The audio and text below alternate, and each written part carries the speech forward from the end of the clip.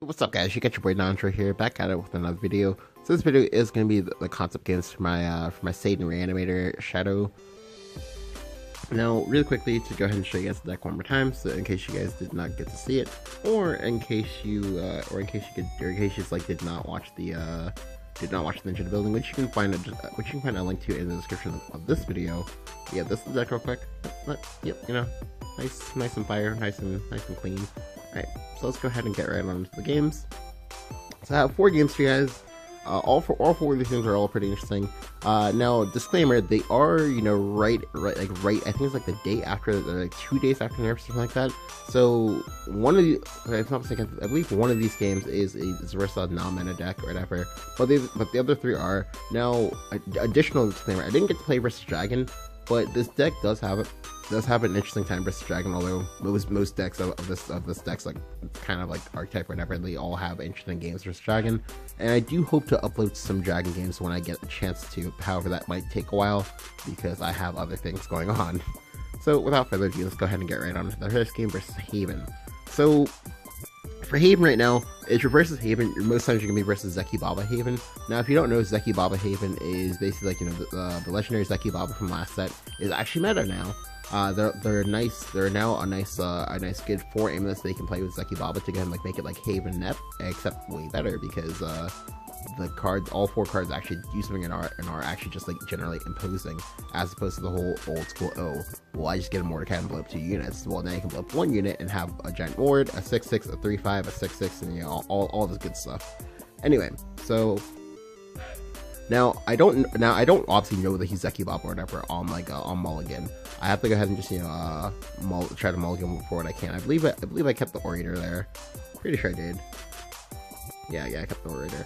Now I do pick up Death Caller. Sorry, Death Mistress. So Death Mistress is actually very sick here. The reason why it's so sick is because I can go ahead and on turn 2 excel Death Mistress to bury this to bring it back on 4, guaranteed. He can't banish it, which sets up for this, which is pretty nutty already. Like, I'm already, you know, drawing 2 cards. I'm already, you know, like creating some synergy, setting up my deck.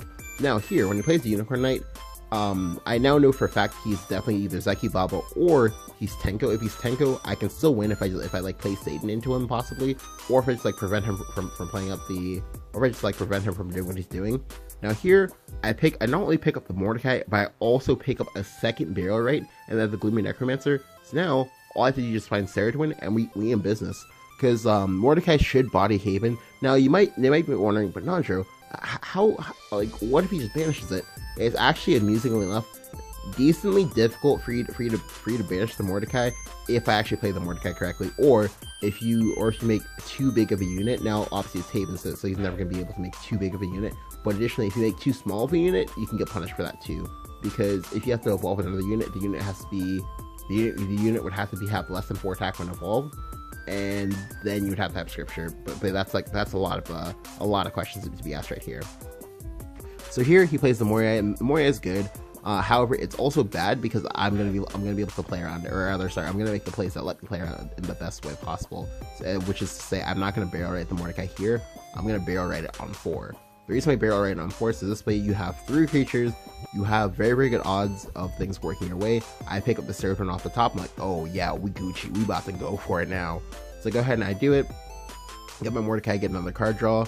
I go ahead and play Lady Grey, and I go ahead and evolve Lady Grey. Now, because I'm versus Haven, I don't really care about making a 4 to evolve like this. Also, you do need to make the evolve because, again, the Moria is in play. Now here, we're in a very interesting situation where I have a 1/1, a 3/5, and a 2/1. That's a lot of stats all at once. Most likely, at least one of these creatures are going to stick, therefore forming as a conduit for the Cerberus. Most likely, I'm expecting to play Brong next turn. So basically, if this dies, we win a games right now. If this dies, sure, that's the medium roll. That's neither bad nor good. If this dies, though, that's a yikes. Naturally, in true non-Jew fashion, the best unit died, and he had the Forgotten Sanctuary. So I'm like, oh shit! All right, this is like really bad because like the reason why that mattered is because like if he had to attack into that 3/5, because he was always gonna have to hit into it.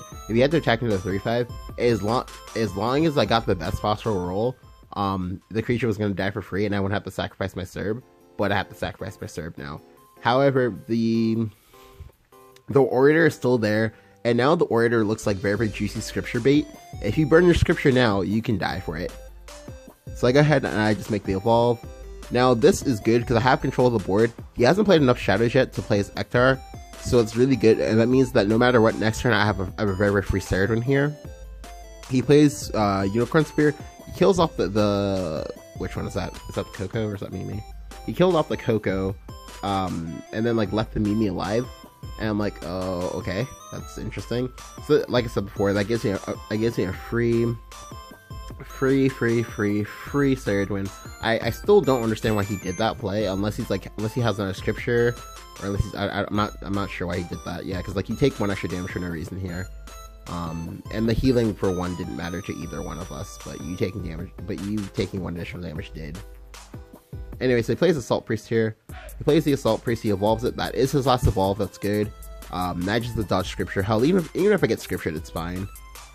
Because I have a second Ceridwen now. I already have my Mordecai in the graveyard, so that never changes. Right. So I draw for the turn, and I go ahead and just Eternal Potion, bring back the Mordecai. And here you'll also go ahead and see me drop the Manifest Malice. Now you might be wondering, but Nandra, why would you play Manifest Malice here? Why don't you just evolve? No, the reason we do this here is because even if you have Scripture, it doesn't matter. Like, because you literally just like play Ceridwen and then you like play Lady Grey and evolve Lady Grey and you just set up the board all over again. This time you force him to play Themis if he has it, but if he doesn't have, it's like yikes. He plays Assault Priest here, digging for Scripture, doesn't find it, scoops it up, because he can't win now. Because, like, I have way too much going for me. Like, if the Mordecai didn't die here, it'll never die versus Zeki Baba, because they don't play Themis. Like they're very, very offensive momentum deck, so there's no Themis or whatever, because, like, they're not trying to play stuff, they're trying to play creatures and kill you. On to the next game. Next game is Zombie versus Sword. So, for Sword, even though a lot of people are like, oh man, Lion Admiral got nerfed, whatever. Lion Admiral was my spirit animal, things like that, or whatever. Lion Admiral is still very, very good. The only difference that now when you draw it, it feels way worse, which is to encourage you to play like less copies of it in addition to other things. But we can talk about that in a different video. So he's going first, but I'm going second. Now this deck actually prefers going second, I think. Only because there are a lot of different things you can do going second they can't really do going first. Like, for example, you can't go Lady Grey evolve into Cerberus evolve into evolve something else. That's a really big deal.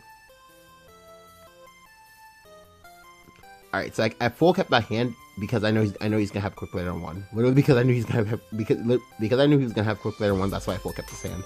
Now the nice thing for me is that most of these lists, they don't play off choice now, because they're all about that, oh, gotta go face, gotta go fast, like, like Sonic. He excels Latham here. I'm like, oh god, this manifest is so juicy. It's actually so juicy. But you're not supposed to play it here. You're actually supposed to play Orator first. You don't mind taking the damage here because basically you can think of taking that damage as an investment, because over time this is going to heal you for more, because it's going to eventually kill 2 of these tokens. You can play Manifest Malice on 3 and kill 3 creatures out of the 4, maybe 5 creatures they'll play, which is ridiculous actually. And then you also get another 1/1 to kill another creature, which is like, again, like very nice. So here I go ahead and play the Manifest, and boom, 3 creatures are just dead. Like, goodbye all of your offensive momentum. He also played Leod Black here. The Leod Black is good for me because he can never unself this Leod Black, which means I can kill yet another token for free. He plays on Leod Black, and here he really should just be passing, but no, he unselfs it for some reason. I don't think that the unself was the correct play, friend. So I go ahead and I get to play out my Lady Grey here. I get to evolve my Lady Grey. Lady Grey will pick me up back Orator guaranteed, and boom, I have another Orator. So now all of the tokens you had, they're all just dead. Like, they're all just always dead now. Like, as long as I find good cards to keep evolving. Now, mind you, the Lady Grey was technically the last really good standalone card in my hand, because all this setup. So I still have the top deck here in order to keep it going. But here he chokes. He makes the misplay of evolving this. You should never evolve this, only because if you get the stealth thing now, that's really good for you, because there are a lot of really good commanders that you can stealth in Sword right now. Like, for example, you can stealth Celia for like making a crazy ass Storm Celia play and then stealthing it, which basically gives her like Wind Fury essentially. Well, like slower Wind Fury. There's Celias you can stealth. There's Frontline Cavaliers you can stealth. There's what else? There's also Leo Black himself, technically. Yeah, like there's a lot of good cards himself, and it's just really solid for him to do that. For them to like do that there. But he doesn't do it for some reason. I'm like, okay, sure, that's really good for me because I can like, because if I had another server, I can just like evolve the server, and that's like GG for him. But I instead pick up Orthos, which is even better because now I can go ahead and go this. I can go ahead and then evolve the Orator, make the trade, and that's basically game. Because at one point I was at 15 and he had a bunch of creatures. Now I have more creatures than him, more cards than him, and I outscale him. Yeah, you can't come back from that. You just can't. Like, it's just like, it's not like he necessarily did anything wrong. Like, literally the only thing he did wrong was like literally having to play Leod and then choosing to unself the Leod for some reason because he got scared about like a 1-pack unit. But again, like, that's shadow for you. Like, I guarantee you, the entire time, he probably just like thought I was like mid-range shadow this entire time, and like, there's nothing you can do about it. Right, on to the next game. So I'm versus Rune. The last 2 games are gonna be versus Rune, and it's gonna go ahead and highlight something like decently important, which I'll go ahead and talk about in the mulligan. Yeah.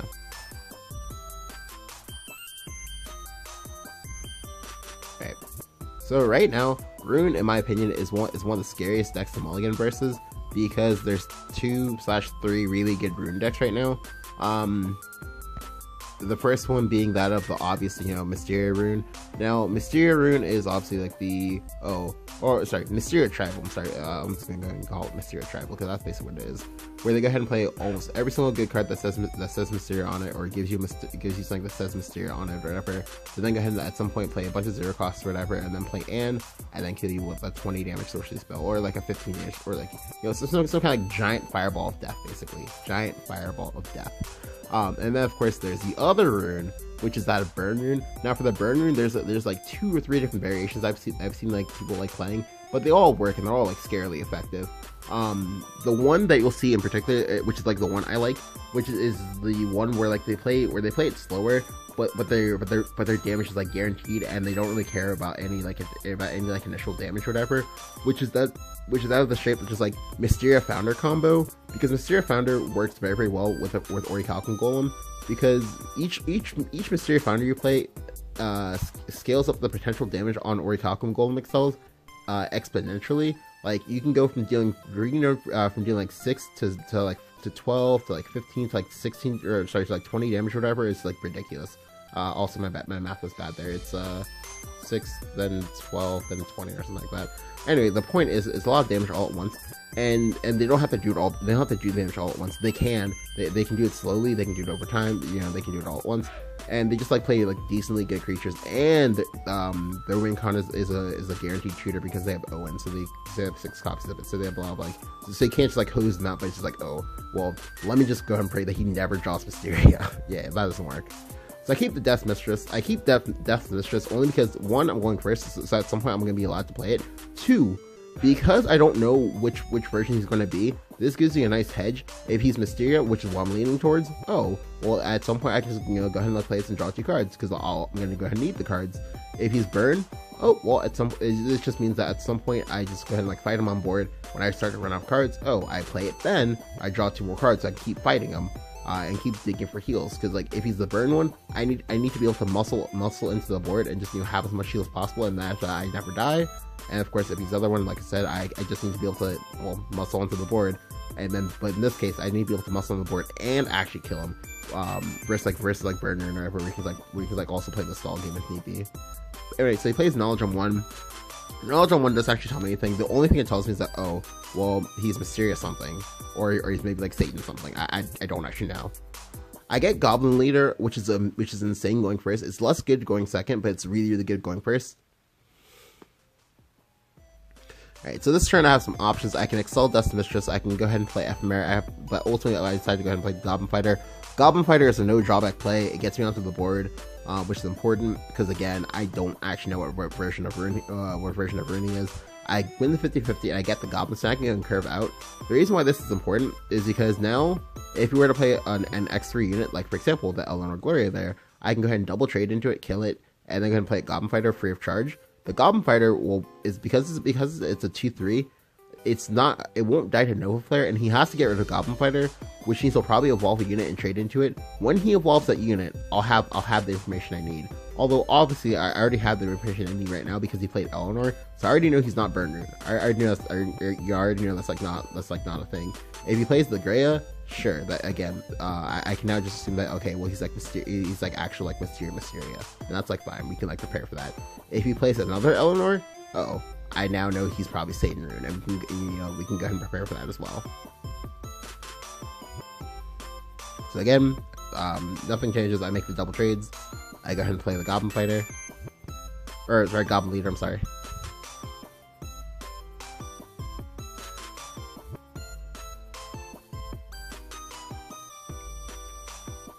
So he plays a second Eleanor, so I'm like, okay, yeah, no, he has to be Satan. He's either Satan or he's like a very slow moving Mysteria. Either way, it's like fine for me, because if he's Satan, he'll never actually play his Satan raw dog. The only thing he'll do is he'll sell it and then try to draw it with Ryo. But there's only one Ryo in the deck, so so as long as I dodge the Ryo, I should be fine.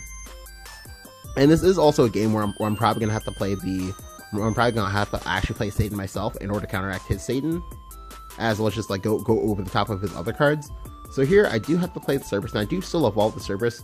I like the evolved Cerberus because if he's like, at some point he has to play actual creatures.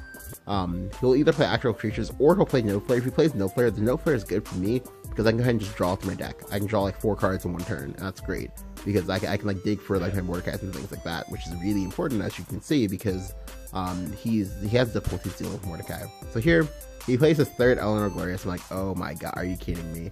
But that's like fine, right? Because the Eleanor Glorious is basically just like dead on board because he has to take at least 3 damage on it, no matter how he makes these trades. At least 3 damage will have to be taken on it. So he plays his spell immediately. Sure, that's fine. So like I said, I can go ahead and play Ephemeris Sword Angel. I pick up the Fairy. The Fairy is also super important because now I know the win condition I can play for now is I can play for like do whatever, play Satan, find Scorpion. He has no ward. Boom. Scorpion plus Fairy is 21 damage. Get dead, son.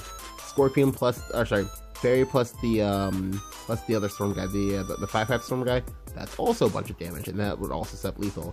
So here I go ahead and actually play the Gloomy Necromancer as opposed to playing Death Mistress.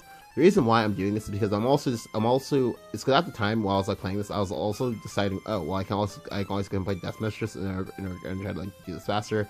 If for some reason I don't need to play Satan, like for example, if he played Ryo next turn, I would have to play Satan. But here he plays No Flare and I play nothing only because I know he's gonna play Ryo, and I'm holding the card because I'm not sure how many cards I'm gonna play in the next like 3 turns. So I always want to make sure I have enough cards to parry him, always. So he gets a 6/6. That's fine. I kill it. This part doesn't really matter that much because I'm still just like sitting here, not really doing anything. I'm like still saying what I want to play, what I can play. I should have excelled it here, but I choose not to, only because now I realize that I should just hold this for Satan. So here he has the classic Satan XL, the one I was talking about before, which implies that he's gonna play which implies that he's going to play Edict of Truth next turn. So here I really needed to play this, but I decided that I was already gonna go ahead and make a video. So I figured I might as well go ahead and go for like maximum greed / like stunt on him and go ahead and play the Satan. I only really like the Satan play only because like if he plays like if his Edict of Truth is active and he has Truth Adjudication, that could be a problem. But if I play the Satan, at some point I can BS and finesse and get my way out of like any situations to kill him, or hopefully kill him. So I go ahead and actually play the Satan. I go ahead and hit him for 2. I mean, obviously, like the Satan itself is setting up lethal, but we know that's like not gonna work because he has enough cards in his hand that he can kill it. So he has a Pride Embrace there. I'm like, okay, you're sure, that's fine. He then plays Edict. Unfortunately for me, the Edict was not active. I possibly could have known that. I don't know. I really wasn't counting this focus, honestly. So that one's on me. Alright, so he plays the Sonic Chimera here. So now I know I know guaranteed that he is the I probably play at least more Ryos than I thought, or something like that kind of deck. I pick up Scion of Greed. So what I go ahead and do is I don't Fafnir here. I decided to go ahead and use Fafnir as my last resort. I instead go ahead and play Cerberus, evolve Cerberus, play Scion, or sorry, play Scion first, evolve Cerberus, trade Cerberus, and then Scion at the end of the turn will go ahead and kill off his 6/6 and then heal me for 6, which is nice because I have 4 creatures in play, which is like very good because I can like spike him with Fairy from this. But he's playing Rune, and he's playing probably the Rune deck that has the most removal in the game. So it might not work, is what I'm trying to say. So he plays the Spawn Chimera, that's fine. This one should be active, if I'm not mistaken. Yeah, it's active. He plays Mysterian Circle. Now this play, I didn't really like this play that much because I was kind of Monka-S. Yeah, he plays Fire Embrace before doing some of these things. Okay, so real quick. Go ahead and like rewind here. He could have gone Embrace first, then Circle. Well, yeah. Yeah, like I'm decently sure he could have gone Embrace first and Circle and then like done all the stuff, whatever, and then would have been fine. Or sorry, Embrace first, then play Spawn and then play Circle. Yeah, but he does it this way, and he gets rewarded. His creature doesn't die. I do pick up Scorpion this turn, so I'm like Monka-S. I don't have lethal, sad face. But I go ahead and I play Fafnir here. The Fafnir wipes his board, which is like very nice. Fafnir animation is pretty sick. It's like little like dark meteors, which are like very cool. Yeah, and we use like Rain Hellfire on them. So real quick, things to keep in mind here. One, he never got to play Ryo. And because I'm in Satan, he can now never play Ryo. Unless of course he has like Ryo plus like Wind Blast, or like Ryo plus like plus Embrace, something like that. Yeah, and that's never gonna happen. And I'm also setting up lethal here, and of course I have lethal in the back anyway, no matter what he does, unless he clears this and makes a big enough ward, but that's unlikely. So here he plays Truce Adjudication. It makes a 7/7, which is impressive, but you have to have more than that. But he doesn't have Wind Blast or anything like that, so the game is over. So I go ahead and I play Scorpion here, and yeah, this is some like nice big boy damage. For those of you wondering, this is actually 45 damage. This hits for 24. This hits for 21. Through the ward though, it gets lowered down to 37. But 37 is a very respectable amount, honestly. Like, yeah. So we're just gonna go. We're just gonna go ahead and go Fafnir trade into Scorpion base, into Fafnir, kill him. Yeah. So this way we get to heal for 14 while we're like killing him, which is like very cute. I like it. I don't know. Yeah, so we're able to take the game, and it was a pretty good fashion. I really enjoyed playing out this game. Like, it was a very nice way to just, you know, go ahead and show off. Oh yeah, you can actually play the Satan sometimes, and that actually feels worth it. Like the Satan, like it's a nice like 1-2 up whatever they can play as long as you're actually like drawing cards. So. All right, now for the last game. So like I said, this game is also me versus Rune. So I'm pretty sure that I'm not going to get trolled, and I'm actually just me versus like one of the 2 meta Rune decks, and not like versus like, well, that stuff again.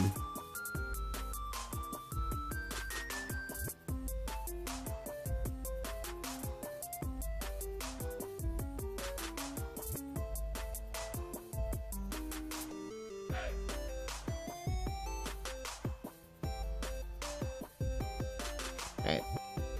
So I'm going first.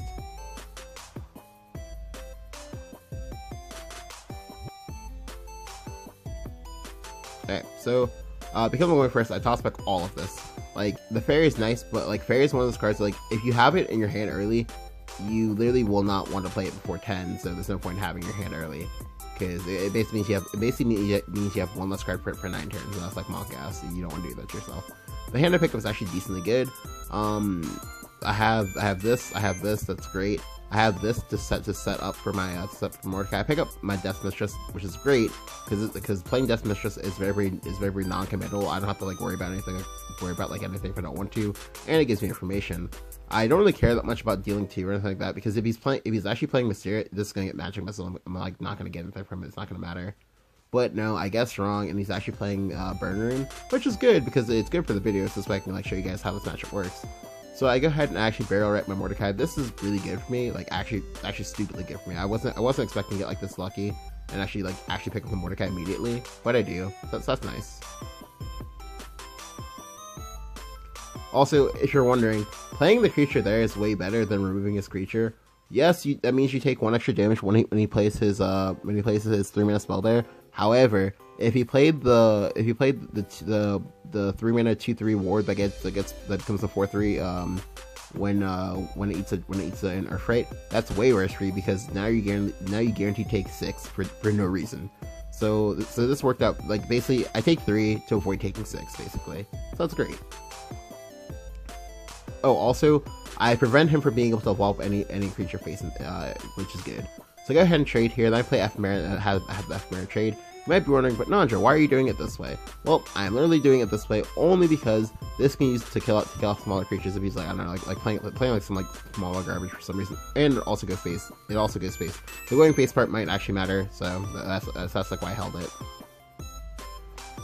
Alright, so he plays Owen and another dirt. I'm like, okay, well now we know he has Mysteria, but that's fine because I'm going first, so I have Cerberus to counteract it. So I go ahead and play Cerberus, and now when he plays Mysteria, no matter how he makes his play, his Mysteria is always going to die while me not needing to expend anything onto the board in order to kill it, which is ridiculous. That was one of the situations that you kind of want to avoid, but no, that's basically what happened.